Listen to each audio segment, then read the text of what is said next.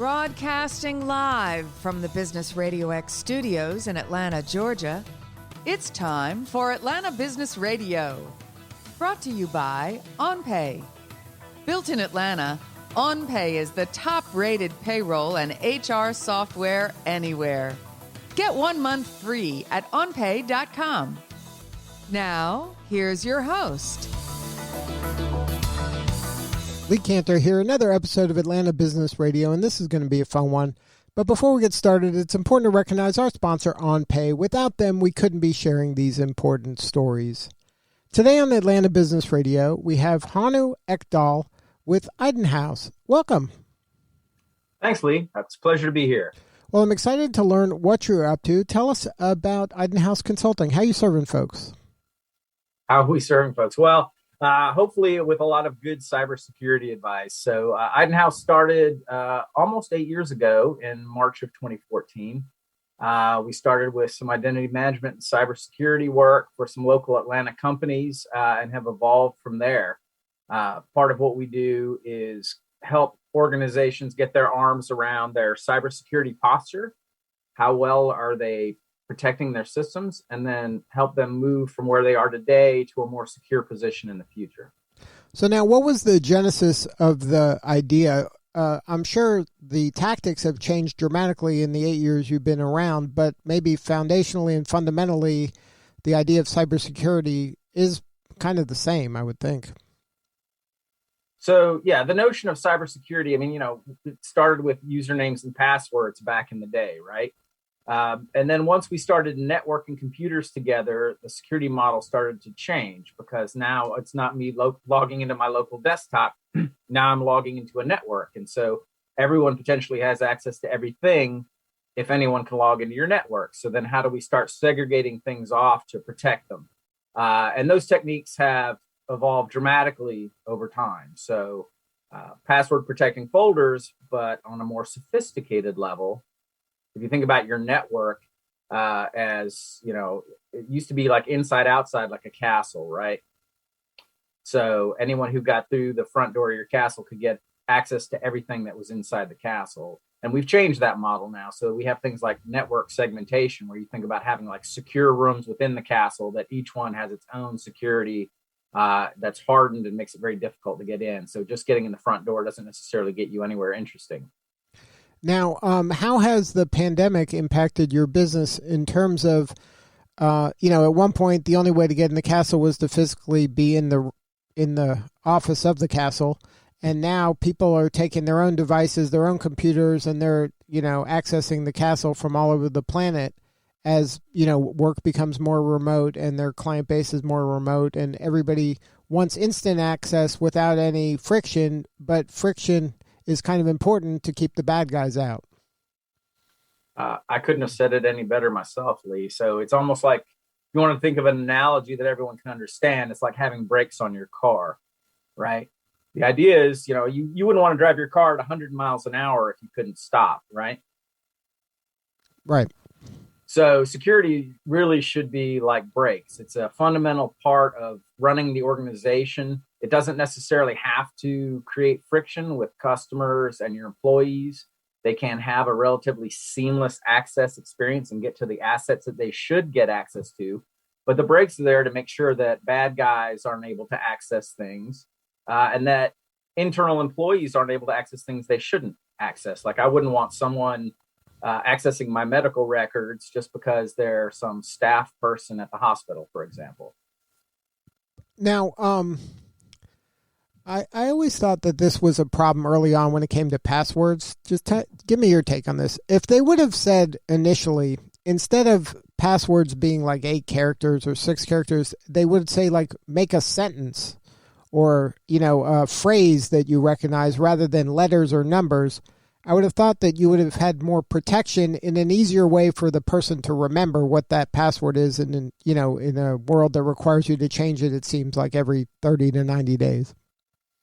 Yeah, that's correct. So a lot of people refer to that as a passphrase because, like you said, it's a sentence, right? It could be something that's meaningful to you personally. And because it's long and complex, it's going to be more difficult to hack by brute force. right? So I can't just sit there and crank through a set of 8 characters at random until I finally crack your password, right? Because these phrases are 20 characters long, maybe even longer. So a lot of that actually came from limitations in IT systems from back in the day when I was coming up. We won't say how long ago that was, where memory was a premium, and so passwords were limited to these 8-character passwords. And as organizations evolved and our technology evolved, processing power got more advanced. Now computers are able to just process so many transactions so quickly, you can do these brute force hacks that just weren't possible 20 years ago. So we're a little bit trapped by this legacy model where computers weren't so tightly networked and memory was a premium. And so we did sort of the minimum level of security that we could get away with and still preserve the functionality of the computer. Now, as things have changed, and now memory is probably less of an issue than it was, there's always this promise of these biometrics, whether it's my eye or fingerprint or something that's going to eliminate passwords. Are we getting closer to that kind of world? Is that dream going to ever come true? Or is it something that we're always going to be like in a world where someone's going to text me some numbers that I'm going to have to type in? Is that kind of the future of this? That's a very intriguing question. And the answer, I think, is also fairly complex because biometrics originally, the whole fingerprint scanning was really the first one that came around for more general consumer-based access, right? How do you get in your laptop? You can actually scan your fingerprint. But the readers themselves were so primitive initially, they actually could be defeated with a gummy bear or by, lifting someone's fingerprint off a glass. Right now, the technology has gotten more sophisticated since then, but biometrics can also be bypassed in certain ways. Face-based recognition, all these things are possible. The technology is getting much better. The algorithms are getting more sophisticated. That is much more and more becoming a possibility so that, you look at your phone, right, and you can get into your iPhone, for example, right? They have that face-based recognition. The flip side of that, though, is that you're also giving up some of your privacy potentially, right? You're having your fingerprint, your face is logged and processed through this algorithm. And so countries like, regions like the EU, under their GDPR and privacy regulations are, putting some rules and regulations around what data can be collected and how it can be used. So we actually start getting into a privacy issue because it's something about me that's very personally identifiable. How much protection are we putting around that information? So is there, and I would imagine also as cameras get better, they're able to make such a great copy of my face that might be able to kind of be used instead of my face. Exactly. So some of the earlier face-based technologies, they were able to defeat it by just using a picture of the person. So it's kind of this constant cat and mouse game. It is. It's an evolving. It's trying to strike a balance between ease of use, having sufficient security, and also protecting the person's privacy. And sometimes those things are at odds, which makes it for a very complex landscape. But it's good job security for you and your firm. It doesn't hurt. It doesn't hurt. So now, what are some of the specific challenges your customers are facing nowadays? Well, you had talked a little bit earlier about the remote working, right? So you have folks who are working from home now, possibly using their own devices to access corporate systems. And those devices may not be patched. They may not be scanning them for viruses. Moreover, if you're working from home and you're leaving your laptop open, it's accessible to any number of people who could potentially get on and copy some data or log in and take away your intellectual property. So there's a number of risks there that I think are really impacting organizations in ways that they didn't expect. Part of that also, too, is being able to roll out things like virtual private networks, which VPN, which allows you to connect securely to the corporate network. And that offers some level of protection by encrypting all the traffic between your home computer and the company network. The problem is a lot of organizations didn't have enough VPN accounts and they didn't know how to get their users enrolled in the VPN solution so they could actually implement it. So there's been a lot of heartburn. And I think organizations have realized that their security models now need to be able to adapt to scale up relatively quickly. And they need to find ways to help manage end user devices and lock down their systems almost on a system by system basis. So I could implement more advanced and sophisticated security to only allow you to access certain applications from your phone, for example. And those considerations weren't something that organizations really had to think about too much before the pandemic. And then all of a sudden it became front and center, top of mind. And that's been a big struggle for them to adapt to that reality. So now, is that typically the point of entry for you and your firm, that they're going remote or they're dealing with remote for the first time at kind of in large numbers, and they need somebody like you and your team to help them think through all of the dangers? That is an area where we play. So one of the things that we do, there are multiple domains in cybersecurity. One of them is identity management. And so what identity management is, getting back to your biometric example, where we are establishing an identity. So it used to be username and password. Now it can be username, password, and a biometric, or some combination of credentials, right? Something you know, something you are, to make sure that we establish an identity for you. And once we have an identity that we know is valid, we can actually automate the processes to provision things to you as a user. So I could say, everyone who's located in the Dallas office needs VPN access tomorrow, and then have the system automatically grant that access. And then the system can automatically revoke that access when someone leaves the organization or that need no longer exists. And so we help organizations identify security models that work for them and how they can allocate resources and revoke resources based on security policies in an automated fashion. And then it can flex, like maybe I'm in the Dallas office, but today I'm in Seattle. Like it knows that?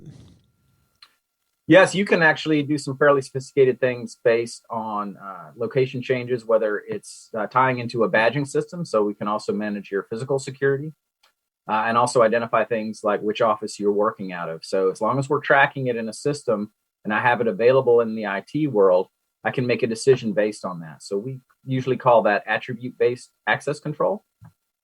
And so I can look at a whole series of attributes based on your user session, where you're logging in from, what device you're logging in with, and make a decision about what I let you see and not see.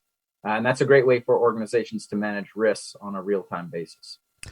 Now, like financial and healthcare, fintech, healthcare, those seem like obvious places where they're paying attention to cybersecurity.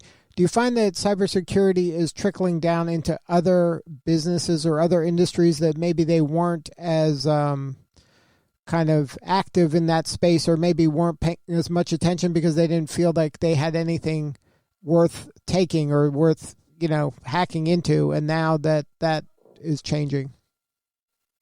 Yes. So I think you can look at the Colonial Pipeline as a great example, right? So that's part of our critical infrastructure, right? Transportation of, oil, the impact of that ransomware attack where they shut down the pipeline. Gas prices in the Southeast went to, $5.50, $6 a gallon. There were shortages of supply. I think that made it very real for a lot of people that, anything that's not properly secured can bring our economy or certainly regions of our country to a screeching halt, whether that's the energy industry. You mentioned healthcare, and there's actually a big exposure there around all the medical devices, right? And so there's all these different places that organizations are now becoming more aware that, yes, we have to do something. We're in manufacturing, but our operating systems are vulnerable, right? Our operating technology is vulnerable. We've exposed it to the internet because that made our life easier from a business standpoint, but we didn't think through the security model to make sure that these devices are protected, can't be hacked, and won't disrupt our operations. So now, what are some of those organizations that are maybe new to some of these cybersecurity risks? How are they managing their situations? Well, I think the first thing they're trying to do is get a handle on what their risk exposure is. So a lot of them like to begin with, a risk assessment where they're using, there's NIST, which is actually a US based federal standard. There's ISO, which is an international standard that defines these cybersecurity risk frameworks. And they actually do a really nice job of laying out these scorecards, if you will, where you can go through step by step and check all your controls. All right, here's 180 controls that we should have in place. How do we rate in each of these areas? So let's understand what controls we have in place, where we're lacking, do an honest assessment, and start doing regular vulnerability scans of our system so we know where our weaknesses are, and then start patching them, fixing them. And then is that the services that you provide? Is that what you're doing for your clients? You're kind of helping them see where they're at and then just kind of shore up any weaknesses? That's correct. Yes. So we'll spend time doing an upfront assessment, helping them get a handle on what's going on in the environment, what controls they have, what their capabilities are, understand where the gaps are, and then help them develop a plan to mature their organization from the current state to that desired future state. And every organization is a bit different, right? Depends on which applications are the most sensitive, as well as what data they contain. Is there personal identifiable information in the application or system? Is there healthcare information? Is there credit card data? The more attractive the data, the more secure you want the system to be. Now, is there any kind of tips or advice you can share for our listeners that they can do themselves? Is there some low-hanging fruit that they can be doing to just kind of mitigate some basic risks that maybe people are just taking for granted? Oh, absolutely. So for the end user, I think sometimes people will click, they get annoyed by having to reboot their machines when they get updates, but it's strongly encouraged. I mean, you should install those updates promptly to your computers to patch vulnerabilities. That's why Microsoft and these other companies are pushing these updates out there. Is there's some known vulnerabilities. They're fixing them with these patches, but if you don't download them and apply them, you're leaving yourself vulnerable every time you go online. There's also a number of virus scanning tools, whether it's Malwarebytes or McAfee. There's a number of them out there. I scan my computer on a daily basis. It's just a scheduled scan. It runs in the background. I usually do it in the evenings because that's when I'm usually not working so much. One of the other things too that they can do is thinking about your home Wi-Fi. You may have heard of this, Lee, that a lot of folks set up their Wi-Fi and they just use the default username and password out of the box. And doing that just leaves you wide open to someone hacking into your network, taking it over. They can monitor all your traffic, capture everything that you're sending. And just some basic hygiene around setting up a complex password when you first open up that access point or router as you're setting up your network is a huge win. Two more points. There is actually more and more multi-factor authentication out there for people to use. So you mentioned the SMS text that you get. I am a big fan of setting up multi-factor authentication, whether it's Google Authenticator, physical token for anything that's like financial services or healthcare, any place that'll let you set it up. Take the time. It'll take you a few minutes to set it up. It does slow down the login process, but it really protects your information. And the last point I would leave our listeners with is don't click on that. I think there's a tendency to get a suspicious email that appears to be from your credit card company or your bank or brokerage firm. And it says your account's been breached or you need to reset your password or there's some suspicious activity. We get excited. We want to click on whatever links in the email and see what the problem is. I would encourage people not to do that. Instead, if you really are concerned, then log into your bank or brokerage through the web browser, just like you normally would using the saved link, and log in, and you'll be able to see any alerts on your account there. And that'll really help prevent you succumbing to a phishing attack. Now, something for folks to understand is that the bad guys are now professionals, right? This isn't the teenager with a Red Bull and some Cheetos goofing around.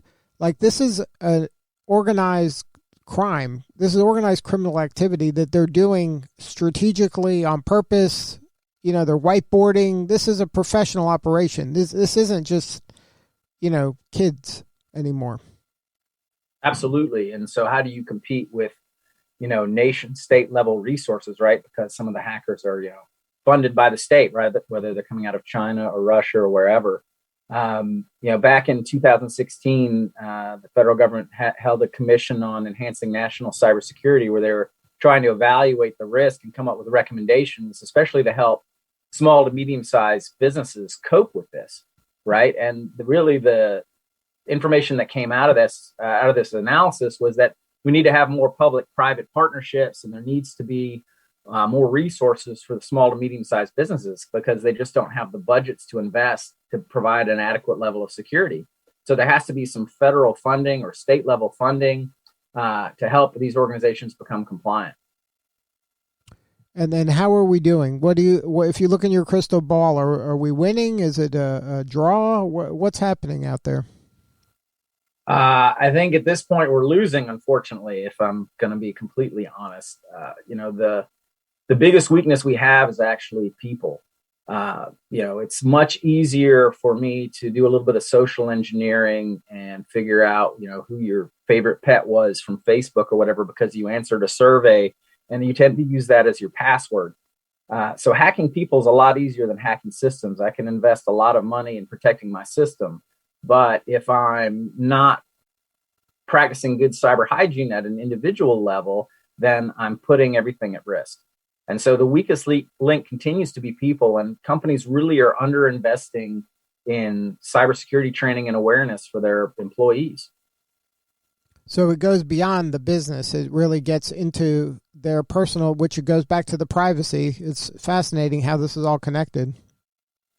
Yeah, it's interesting. It's I don't know if it's a virtuous circle or a vicious circle, but everything does kind of come back on each other. So we talked a little bit earlier about the Colonial Pipeline breach, and the way they think that happened is that this employee who had a VPN account was using the same password on their VPN account that they were using on other personal systems elsewhere.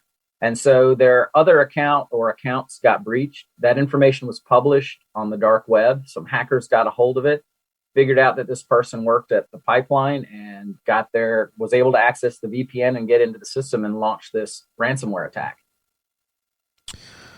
Yeah, everything's connected. That's the good and the bad of this. Exactly. Everything is connected, and it's very hard. It's not an easy thing to do, as people were, I can't remember 50 passwords either, so are you using something like a LastPass or other password solution that, you can copy and paste encrypted passwords from, so that you're protected. Most people don't use those tools, but that's another way you can help protect yourself. Well, thank you so much for sharing your story today and doing the work that you do. It's important, and we appreciate you. Thank you, Lee, for having me. It was a pleasure. Now, if somebody wants to learn more, have a more substantive conversation with you or somebody on the team, what's the website? Website is www.idenhaus.com, and that's spelled IDENHAUS. Good stuff. Well, thank you again for sharing your story. Thank you so much, Lee. All right, this is Lee Cantor. We will see you all next time on Atlanta Business Radio.